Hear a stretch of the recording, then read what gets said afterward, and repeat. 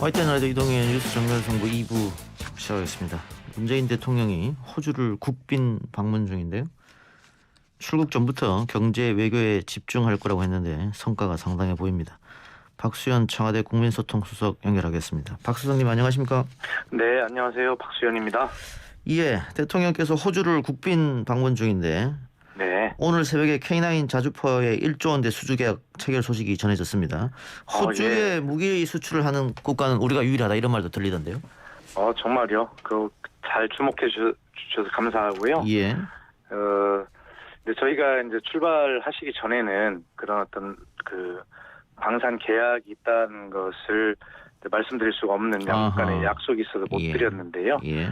잘 또 협의가 돼서 그렇게 국민께 기쁜 소식을 드릴 수 있게 돼서 감사하고요. 정말 1조 원대의 그 K9 자주포 그리고 거기에 따르는 그 장갑차 30문과 15대 1조 원 규모인데 굉장한 경제 외교 아니겠습니까? 예. 네. 정말 특별한 의미를 부여하고 싶습니다. 예. 예. 게다가 핵심 광물과 관련해서 이 공급망 구축 등 MOU 체결도 했다면서요? 이번에 그 요소수 문제를 가지고 제가 깜짝 놀랐지 않습니까? 예. 이게 이렇게 중요한 문제였나 이런 생각을 했고 저희도 대비를 못한 측면이 있습니다만 그러나 이제는 정말 그 공급망의 시대에 살고 있구나라고 하는 것을 깜짝 우리가 느꼈습니다. 우리가 중국에 그 의존을 하고 있는 원자재와 광물의 숫자가 한 4,000개에서 5,000개 정도가 된다고 그래요. 예. 만약에 이 문제가 요소수처럼 생기면 굉장히 곤란해지지 않겠습니까? 예. 근데 그 중에서 우리 대한민국의 미래 먹거리라고 할 수 있는 전기차, 그다음에 2차 전지 이런 것들이 굉장히 중요한데 여기에 들어가는 그 원자재가 리튬이나 이런 문제들이 역시 중국의 의존도가 굉장히 높아요. 예. 그런데 이 문제가 호주가 굉장히 생산량이 많은 거여서 아마 특히 일부에서는 이렇게 코로나 힘든데 대통령이 가야 되냐라고 하지만 이거 해결 안 하면 큰일 나거든요. 예, 그래서 저희가 가게 됐고 2009년 이래로 12년 만에 호주를 국빈 방문하는 그런 의미가 있고요. 예. 예, 그다음에 G7이나 G20 등 계기에 호주에서 우리 대통령의 방문을 거듭 초청했고요. 예. 한 호주 수교 60주년입니다. 그리고 이번에 그 요소수 때 다 기억하시겠습니다만 부족할 때 우리가 군용 수송기를 보냈고 호주가 가장 먼저 손을 잡아서 해결을 해주도록 양은 크지 않습니다만 예. 그런 나라 아니겠습니까? 그리고 우리 국민들 잘 모르시는데 그 외교하고 국방하고 2+2 장관 회의를 하고 있는 나라가요. 미국하고 호주밖에 없습니다. 예. 이렇게 중요한 나라입니다. 그래서 대통령께서 이번에 앵커께서 말씀하신 대로 그 경제, 그다음에 공급망, 또 방산 계약 이런 확실한 그 성과를 거두는 그런 국빈 방문이 된다 이렇게 말씀드리겠습니다. 예, 수석님 얘기처럼 처음에는 이 코로나 상태가 지금 엄중한데 외국에 나가는 게 맞느냐 이런 비판도 있었고요. 그런데 지금 말씀처럼 국빈 자격으로 방문했고 방산무기 수출했고 광물 공급망 확보했고 상당한 성과를 이루긴 했습니다만 지금 대선 상황이기도 해서 그런지 모르겠습니다. 근데 언론이 크게 써주지 않는다. 조금 섭섭할 수도 있을 것 같아요. 아니 그래서 우리가 YTN 우리 이동형 인터뷰를 하지 않습니까? 훌륭한 방송입니다. 아니 그래서 이 시점에 정확히 말씀드리고 싶은 건 지금까지는 미국, 일본, 중국, 러시아를 중심으로 한 그 4강 안보 외교가 중요해 온 것이 사실이죠 지금까지는. 그런데 지금은 국민 다 아시다시피 요소수 문제도 그렇고 코로나 팬데믹도 그렇고 지금은 이슈가 이제 글로벌 이슈가 되게 되어 있습니다. 우리가 살 길이 거기에 있는 것이죠. 먹거리도 있고. 그래서 이제는 주변 4강 안보 외교 중심에서 이제는 다자 외교로 그렇게 좀 해야 되는 것이 우리 언론도 이제 그렇게 좀 관심을 가지고 도대체 대통령이 놀러 가는 것이 아니고 이렇게 중요한 일이고 또 호주가 이번에 우리 코로나 때문에 걱정을 했더니 호주 총리께서 정말 꼭 오셔야 된다라고 그렇게 정말 우리가 필요한 나라가 되어서 가거든요. 예. G20 같은 그런 다자회의에 가면 과거에는 우리나라가 뭐 미국, 일본, 중국 뭐 예를 들어서 이런 나라들과 뭐 정말 회담을 하기를 우리가 소망하는 나라가 있었다면 지금은 한 30여 개 국가에서 우리 대통령, 문재인 대통령, 대한민국 대통령을 만나기를 그렇게 요청하고 있는 그런 예. 나라가 되었습니다. 알겠습니다. 그래서 예. 자부심을 갖자는 것이죠. 예. 예, 뭐 호주에서도 극진한 대접 그리고 호주 언론도 크게 보도했는데 우리는 좀 없는 것 같아서 제가 한번 여쭤봤고요. 네. 문 대통령이 출국 전에 코로나 특별 방역 점검 회의를 직접 주재하면서 방역 안전에 총력을 당부하긴 했습니다만 위드 코로나 이후로 위중증 환자가 쏟아지면서 많은 국민들이 또 걱정을 하고 있습니다. 다만 대통령께서는 거리 두기로 다시 돌아가는 것만큼은 꺼려한다 이런 보도도 있었는데 좀 알려주시죠. 그거 정말 그건 가짜 뉴스입니다. 아, 그렇습니까? 예. 예. 아니 상황이 있으면 거기에 적합한 대책을 세워서 국민의 생명과 안전을 보호하는 것이 정부와 대통령이 할 일이지. 예. 왜 그런 결정을 왜 합니까? 그리고 그건 전혀 사실이 아닙니다. 예. 출발하기 전에 일요일 날 아침에 출발을 하셨는데 대통령은 토요일 날 오후에 국무총리, 그다음에 복지부 장관, 질병청장을 차례로 통화를 20분 이상 다 통화를 하셨습니다. 예. 그래서 하실 수 있는 지시와 당부와 이런 거 다 하셨고요. 예. 그래서 이렇게 코로나가 엄중한데 무슨 저 호주 방문을 하냐라고 하는 아주 극히 일부의 비판이 있습니다만, 아니 정말 경제 회복과 이런 문제도 대통령이 하셔야 될 일 아닙니까? 예. 이렇게 1조 원대의 방산 계약을 하고 이런 걸 하고 있는데 그걸 가지 말라고 하고 그걸 간다고 뭐라고 하면 정말 저는 그것이 어떻게 대한민국 언론이겠는가, 또 어떻게 뭐 언론만 비판한다고 말씀드리는 것이 아니라 정말 비판이 있다면 충분하게 대통령은 그런 대한민국 국익을 위해서 임기 마지막이지만 정말 이렇게 노력하고 있다. 그리고 성과를 거두고 있다. 그리고 그것이 우리가 잘해서 그러는 것이 아니라 대통령 국민과의 대화에서 말씀하셨습니다. 예. 역대 모든 정부가 쌓아온 결과이고 지금 국민이 함께 쌓아온 결과이다. 모든 것이 국민의 덕이다. 이렇게 말씀하고 계시니까요.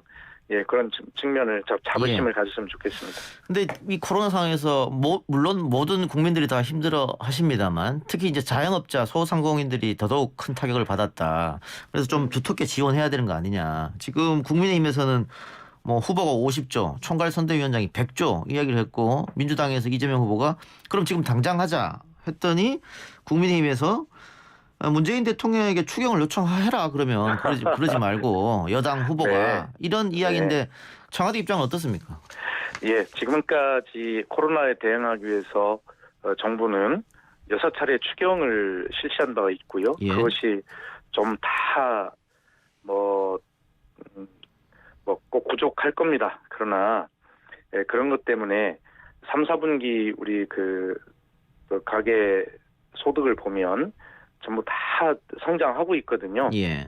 부족하지만 다 여든 야든 그런 어떤 후보님들의 그런 말씀대로 그렇게 잘 될 겁니다. 그리고 아마 이번에 혹시 코로나 상황이 더욱 엄중해져서 거리두기가 강화된다든가 이렇게 하더라도 그러면 자영업자와 소상공인의 그런 어떤 제한이 있을 거 아닙니까? 그런 것에 대해서 정부는 충분하게 어떻게 지원할 것인가도 함께 고민하고 있다라는 말씀을 드리고, 정부가 부족할 수는 있습니다. 그러나 정부에 대한 불신보다는 믿고 국민과 함께 가서 모든 대책을 함께 하고 있으니 그렇게 믿음을 가지시고 함께 이것을 극복하자라고 하는 호소의 말씀을 꼭 드리고 싶습니다. 이재명 후보도 비슷한 이야기를 했습니다만 지금 대한민국의 외적으로 보여주는 경제 지표가 상당히 좋거든요. GDP, 그렇습니다. 수출, 무역, 외환 보유 계속 역대 최고를 갱신하고 있는데 국가만 이렇게 계속 좋은 성적 올리면 뭐하느냐. 국민들이 힘드는데. 그러니까 돈을 좀 더 풀어야 된다. 다른 나라에 비해서 덜 풀지 않았느냐. 홍남기 부총리가 책임져야 된다. 이런 얘기를 하는 분들이 꽤 많이 계시거든요. 예. 좋은 질문이시고요. 정부는 그런 어떤 방역과 또 민생이라고 하는 두 가지 측면을 가지고 밤잠 못 자고 고민하고 있다. 뭐 여러 가지 어려운 점도 다 알고 있습니다. 정부 입장도 이해를 해주시고 정부는 오로지 국민과 서민과 소상공인 자영업자들의 이런 문제에 대해서 밤잠 못 자고 고민하고 있다. 다소 부족하더라도 최선을 다하고 있다라고 하는 그런 말씀을 꼭 드리고 싶고요. 뭐 대선 후보님들은 미래지향적으로 평가를 받으셔야 되니까 여러 말씀하실 수 있습니다만 정부는 그런 말씀에 동의하면서도 현재 할 수 있는 모든 최선을 다하고 있고 국민만 위하고 있다 이런 말씀을 다시 한번 꼭 드리고 싶습니다. 이재명 후보 이야기가 나왔으니까 최근에 보수 언론을 중심으로 이재명 후보가 손실보상, 부동산, 원전 정부 정책을 비판하면서 문재인 정권과 차별화를 하려고 한다. 이런 이야기들이 많이 들립니다. 여기에 대해서는 어떻게 생각하시는지요? 물론 최근에 박수석께서 자연스럽고 당연한 일이다. 서운하게 생각하지 않는다. 뭐 이렇게 얘기하긴 했습니다만은. 예. 네네. 아니 당연하죠. 문재인 대통령이 아무리 열심히 한다고 해도 문재인 대통령의 직무수행 평가 긍정이 한 40%를 좀 넘고 있지 않습니까? 예. 한 50%는 잘 못한다고 하십니다. 예. 여당이든 야당이든 차기의 대통령이 되겠다고 하시는 분들은 또 그런 정당은 문재인 정부에 대해서 좀 긍정하지 못하는 50%의 그런 국민 여론에 대해서 대안을 제시해야 되는 거 맞지 않습니까? 예, 그렇기 때문에 그것은 그래서 제가 자연스럽고 당연한 일이다. 그리고 국민께 어떤 비전을 보여드리고 선택을 받을 것인가는 여당과 야당 후보 공이 예. 국민께 대한 도리다 이렇게 말씀을 드리고 저희는 마지막까지 따박따박 뚜벅뚜벅 저희가 할 일을 해 나갈 뿐입니다. 예. 청와대에서 하는 이야기, 대통령이 하는 이야기 들어보면 그 종전 선언에 대해서 굉장히 가능성 있는 이야기들을 하시는 것 같은데 네. 현실적으로 미, 중, 혹 또 북한까지 이 가능하겠느냐 또 회의론도 들기도 해요. 최근에 베이징 올림픽 관련해서 미국이 외교적 보이콧하겠다 뭐 이런 얘기까지 네. 들리니까 과연 그렇다면은 사자가 이게 다 모여가지고 종전선언을 할 수 있을까? 수석님 어떻게 보십니까? 예, 우리 굉장히 이 방송을 듣고 있는 청취자 국민께서 많이 계신데요. 예. 꼭 말씀드리고 싶은 게 있어요. 종전선언은 문재인 대통령이 갑자기 꺼낸 이야기가 아닙니다. 예.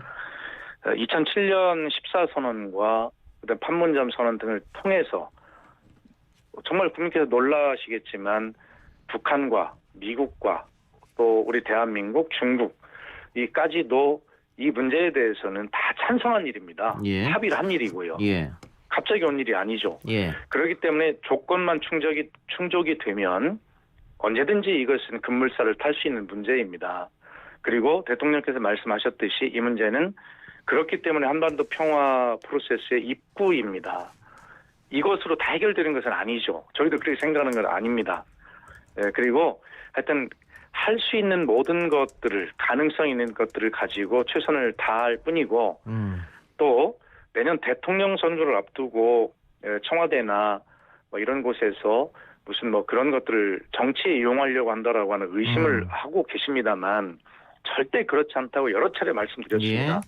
예, 저희가 한 걸음 한 걸음 따박따박 문재인 정부 어디까지 할 수 있을지는 모르겠습니다만 다음 정부가 누가 되든지 간에 요 단계에서 출발해서 다시 잘 출발할 수 있도록 저희는 그렇게 차기 정부에 그런 것들을 다 맡겨드리는 역할을 끝까지 잘 하겠다 이렇게 말씀드립니다. 그런데 뭐 지금으로 봐서는 차기 정부 이재명 아니면 윤석열일 텐데 네. 윤석열 후보는 종전선언을 반대하고 있습니다. 또 같은 당의 나경원 전 의원 같은 경우에는 미국까지 날아가서 종전선언 안 된다고 얘기했거든요. 아, 그렇게 말씀하셨나요? 예. 근데 그것은 아까 제가 말씀드린 대로 종전선언은 북한도 찬성하고 그다음에 중국, 미국, 우리 다 찬성하고 이미 합의를 했던 일인데 그런 역사에 대해서 잘 이해를 못하시는 게 아닌가 이런 생각이 드는데요. 하여튼 그것은 뭐 이 방송을 들으시는 청취자께서 다 확인해 보시고 아마 뭐 좀 의아하실 것 같은데요. 예. 네. 관련해서 이재명 후보가 종전선언 반대는 친일 넘어서 반역행위다. 뭐 이런 이야기를 윤석열 후보에 던졌는데 혹시 그 말씀에 동의하시는지요? 뭐 청와대 공직자인 제 입장에서 그 말씀 언급하기는 적절치 않지만 안 아마 넘어오시네요. 이재명 후보가 이야기한 그런 뜻은 바로 제가 직전에 말씀드린 이런 어떤 역사적인 문제를 잘 이해 못하시는 건 아닌가라고 하는 것을 지적한 부분이 아닌가 이렇게 생각을 합니다. 알겠습니다. 예, 수석님 오늘 인터뷰 여기까지 마무리하겠습니다. 고맙습니다. 네, 감사합니다. 지금까지 박수현 청와대 국민소통 수석이었습니다.